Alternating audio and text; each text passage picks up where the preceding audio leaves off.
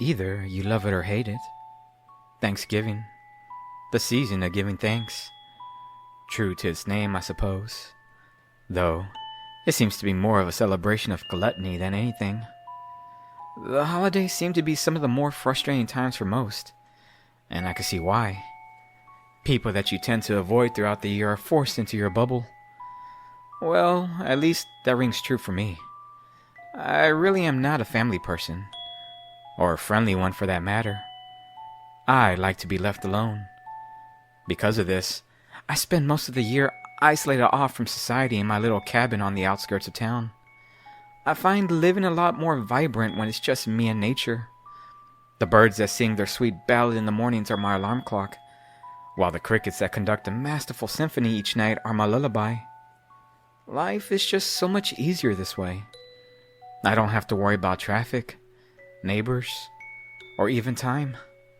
That's what I find so beautiful out here in the middle of nowhere. Time seems to be irrelevant.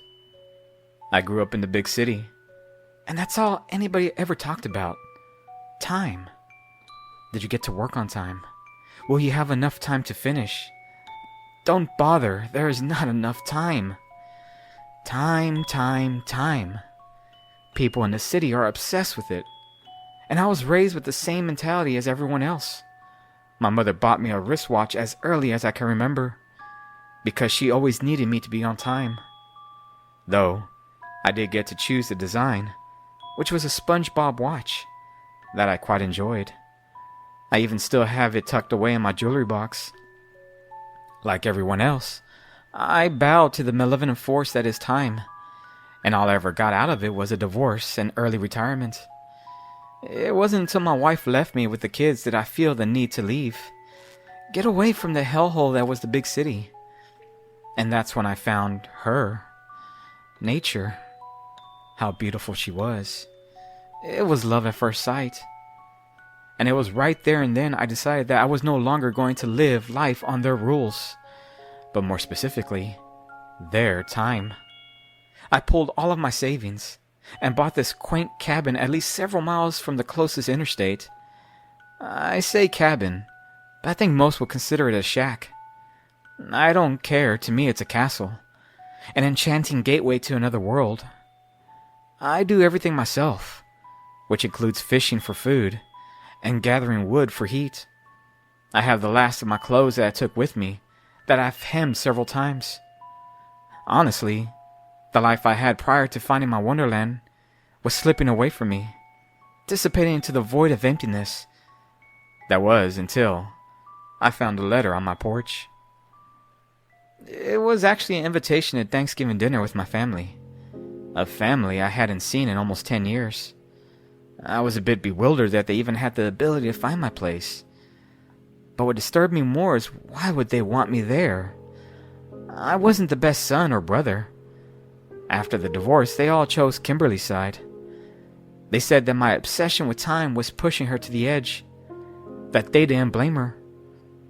I honestly think they were crazy, accusing me of being obsessed with time, while they all held onto their mobile phones as if it were treasure. At first, I was going to deny the request. I didn't care to see any of them. Though, in the letter, it said my daughters would be there. The thought made me quiver. I hadn't seen them since the day Kimberly stole them from me. I remember seeing the pain in their eyes as I cried out in absolute agony as they were torn from my grip. By now, they should be approaching their 20s, and the thought of laying my eyes on them overwhelmed my heart with pure bliss. It wasn't easy, but after a 6-hour bike ride, I was back in the city. Right away, I felt the firm grip of time almost immediately clamp onto me as my eyes stared up at the sun, knowing I needed to make it to my parents' house before dark. Arriving, I soon realized something was off. The oak tree that hovered over the small house was in the wrong place. It was supposed to be on the west side of the front yard, but now, at my befuddlement, it was in the east.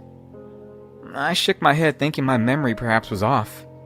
Maybe living alone for so long had confused my memories. So without giving it too much thought, I knocked on the door. I stood still, feeling a little nervous, not knowing how my family would react at seeing me. Usually I had a long beard, but I figured I would revert back to how they last remembered me, clean shaven, though I know I've aged. My sister opened the door. Her smile couldn't have been any bigger. She jumped into my arms, embracing me with the longest hug. Before I could get a word in, I heard my mother calling out to me. She came rushing towards us, holding up a dinner plate with her 2 arms outstretched towards me. "Taste the mac and cheese," my mother told me. I peeled my sister off of me and chuckled, seeing that my mother was showing me affection in the only way she knew how, and that was through food. I then reached down and hugged my mother. She smelled weird. It's funny the memories one has from their childhood, and one that I had was of my mother's Elizabeth Taylor perfume. She always wore it no matter the occasion. A stench by my teen years I was tired of. I was going to make a comment, but before I could, I heard a groan coming from the living room. A wet cough that simmered in the air. It was my dad. The man had suffered from chronic cough as long as I could remember. I walked into the living room and saw the old man sitting on his recliner staring at the TV, eating some of that same mac and cheese my mother offered me. I was expecting some comforting salute, but instead, he did the usual. He just ignored me. A theme that encapsulated our relationship throughout my life. The funny thing is, I noticed that my father was watching the same television set that we had when we were kids. A vintage tube box that was designed with wood grain. "It's been a while, but I think they have flat screens now," I told him. Though, he kept his eyes fixated on the blurry screen as he scarfed down several spoonfuls of that yellowish macaroni. I then walked over to our dining room table, taking a seat, already feeling regret of showing up. So far, nothing has changed. As always, my sister excited to see me, my mother trying to feed me, and my father, well, it was how I remembered it all. The only hope that kept me from leaving was the prospect of seeing my daughters. The sunlight one waits for at the end of such a dreadful storm. I sat alone for several minutes listening to my sister and mother talk about dinner. Right away, I scoffed underneath my breath because I heard them talking about time. Apparently, they didn't think they had enough time to finish cooking. Hey Mom, what time are the kids supposed to get here? It seems to be getting late," I said with a bit of impatience. My mother came into the dining room while holding a wooden stir spoon, her apron devastated by several layers of yellow cheese. That's when she told me that the day was early, that they had enough time to show up. I don't know why, but that answer annoyed me. The sun was setting when I first arrived to town, and I knew that it was late in the day. That's when my mother opened the shades from the living room, and a burst of warm sunlight showered the dining room. It caused me to narrow my eyes. This made my skin crawl. It had to be impossible. The sun was clearly setting when I first arrived. "What time is it?" I asked out loud since I didn't have any way of telling time. My mother giggled and told me it was early. She then put down her cooking utensils and walked into her bedroom. I remained confounded at how this was even possible. Did I fall asleep and wake up the next day? My father's television moaned out in static, interrupting my train of thought, though I could feel a slight headache approaching. My mother then came back into the dining room holding something behind her back. "I have a surprise for you," she told me. She then revealed the gift, holding up the small item as it somehow only glowed in the sunlight. To my astonishment, it was my SpongeBob wristwatch. "No," I yelped out. I still had the watch. How did she get it? Before I could even get a word in, a kitchen timer went off, and I heard my sister yell to my mother it was time. I held the comical kid's watch in my hand, completely bewildered of how this was even possible. I then realized the darn thing still worked. I could hear the ticking sound flutter into my ears. I then looked down at the time. It read that it was barely noon. That couldn't be. The watch had to be broken. The doorbell rang, and my mother told me to answer it. That dinner was almost ready.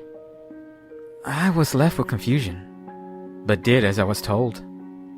I walked by the living room, and my father was still plowing down several spoonfuls of that macaroni. "Don't move, Dad. I got it," I said playfully. I opened the door, and my heart dropped, the sight nearly causing me to faint from pure befuddlement. I took a step back, mystified.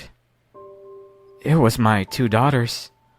The presence left me with a sensation of awe, only to quickly understand the situation. They looked exactly how I remembered. They were still kids.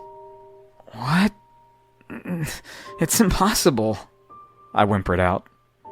I stood frozen with no attempts to greet the loves of my life as they yelled out, "Daddy," both running towards me. Kimberly also stood in the doorway, looking on with a gaze of reluctance as my daughters clenched onto my legs. She too looked the way she did the day she left, even wearing the same clothes. I swallowed my trepidation and invited them inside. As I followed, I walked past a mirror in the entryway. I was left utterly amazed. My reflection, it was me, but a younger version of me. I grabbed at my face, touching each area where I once had wrinkles or folds. But now, I was my old self, my younger self. "Dinner's ready," my mother called out. We all gathered around the feast, my father carefully stepping over to the end of the table. My mother cautiously placed the serving tray in the middle of the table as it was still covered, hiding the delicious smelling turkey.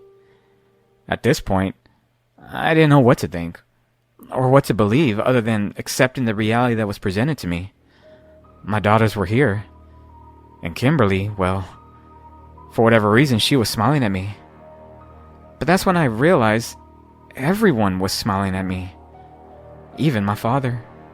My mother then lifted the lid, revealing the dinner she slaved away for hours making. My stomach sank. It was more of that abysmal mac and cheese. "What is this?" I murmured out. I looked around the dinner table, and everyone was grabbing piles of that yellow slosh with their bare hand and stuffing it into their mouths, including my daughters. My mom then looked up at me with concern, asking me if I was going to eat. I looked back down at that yellow substance, and I could smell that same stench I had smelled earlier that was coming from my mother. It almost caused me to gag. My mother kept leering at me with disapproval, since I was reluctant to eat, her face inundated with bits of macaroni. She then told me that I had to eat, that originally she was scared she wouldn't have enough time to finish making dinner. "Luckily, I did, because remember, there is always enough time for family," she said, the words causing me to shudder as I stared on with disbelief. I don't know what is happening. It's been hours, and my family continue eating that horrid mac and cheese, though I haven't had a bite. I logged on to the family computer in attempts to reach out to anyone out there. Maybe they could tell me what's happening. Funny, the computer is the same since I was a kid. An old CRT monitor. Even more whimsical is my parents still have dial-up. Though one question haunts me more. The sun hasn't gone down. Its warm light still flutters in. And when I look at my watch, it still shows it to be noon, all while still ticking, each beat aligning with my heart. I don't even know if it's still Thanksgiving. Someone, anyone, please help me. Hey guys, happy Thanksgiving. As always, if you enjoyed the story, please like the video, leave a comment, and definitely subscribe. Anything to help me build this community of storytellers and horror enthusiasts. Even during the holiday season, people still love horror. So, I wrote this story like in 2 sittings. Like I started yesterday and finished it this morning. So hopefully it makes a little sense. I just kind of think to myself, we all reunite during Thanksgiving, and you see people you haven't seen in a long time, so it's kind of like almost a cultural shock if they've changed, or maybe if they didn't change. Either way, hopefully everyone has a good holiday, and hopefully y'all eat a lot of turkey, because I know I will. And that's it for now, guys. I'll see you in the next video, the next story, or the next occasion. Alrighty, guys. Bye.